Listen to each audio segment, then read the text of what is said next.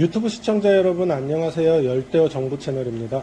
오늘은 어항에 기본적으로 넣어 사용하는 바닥재에 대해 알아보려고 하는데요. 바닥재라고 하면 어항에 넣는 돌멩이, 흙 같은 가장 기초적인 용품인데요.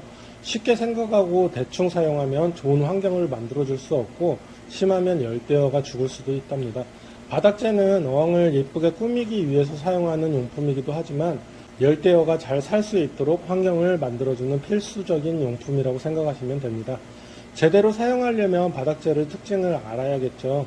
먼저 어떤 열대어를 키울지를 선택하고 선택한 열대어가 약 알칼리성, 중성, 약산성 중 어떤 환경을 좋아하는지를 알아보는 것이 좋습니다.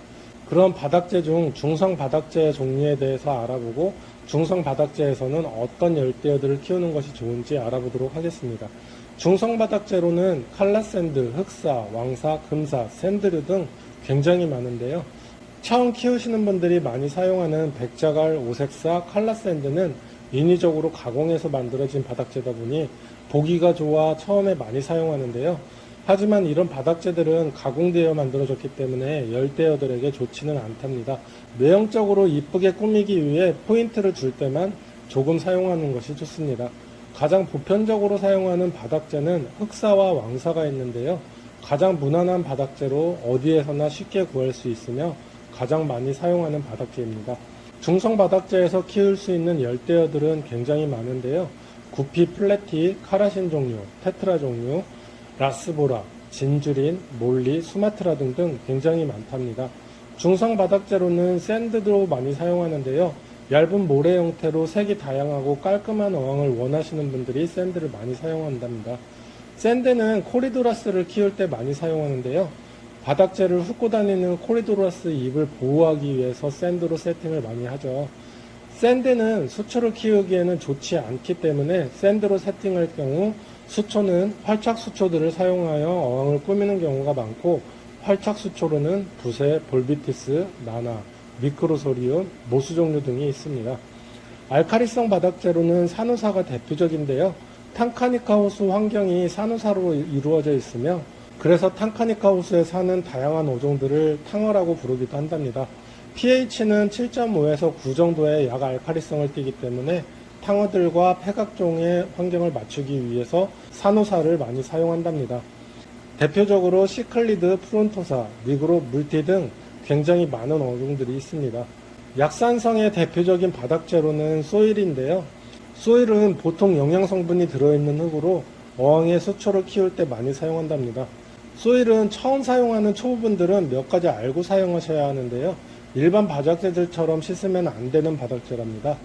영양성분이 들어있기 때문에 씻으면 검은 분진이 계속 나오고 영양성분이 빠져나갈 수 있기 때문입니다. 소일 사용 시 물이 있는 상태에서 소일을 넣는 것도 분진이 발생하기 때문에 소일을 사용할 때는 소일을 먼저 어항에 넣고 비닐을 깔은 후에 분진이 생기지 않도록 천천히 물을 채워야 한답니다. 소일은 약산성을 띠고 남미 시클리드 종류, 엔젤, 라미네지, 구피, 플래티, 몰리 등을 키울 때 좋고 귀시림프 새우인 CRS, CBS, 킹콩, 핀토 등을 키울 때도 많이 사용합니다. 소일의 종류도 굉장히 많기 때문에 어떤 회사 제품의 평이 좋은지를 보고 골라가지고 사용하시면 될 것 같습니다.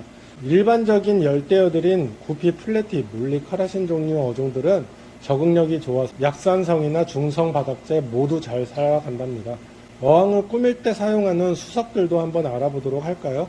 수석들의 종류에 따라서 pH가 달라 어항에 영향을 줄 수 있으며 어떤 성질을 띠고 있는지를 알고 사용하는 것이 좋습니다. 물에 영향을 주지 않는 중성인 수석은 화산석이 있는데요. 화산석은 색깔에 따라 블랙 화산석, 레드 화산석으로 구분할 수 있고요. 제주도에서 많이 볼 수 있는 현무암도 중성으로 어항에 영향을 주지 않기 때문에 귀시림프 새우를 키울 때 많이 사용한답니다. 냇가에서 볼 수 있는 둥근 돌멩이들은 오석이라고 부르는데요.